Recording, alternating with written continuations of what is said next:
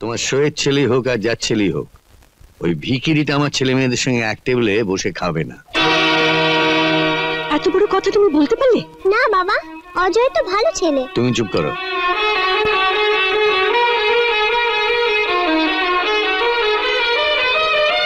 তাহলে কি ছেলেটা না খেয়ে থাকবে?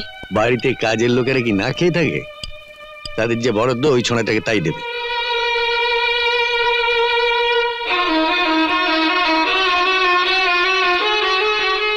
এই, খেতে এলে না কেন? তোমার জন্য সবাই টেবিলে বসেছিল। আমার খিদে ছিল না তো। খিদে ছিল না বললেই হলো? আমাদের সবার খিদে পেয়েছিল, আর তোমার খিদে ছিল না। এই নাও, খেয়ে নাও।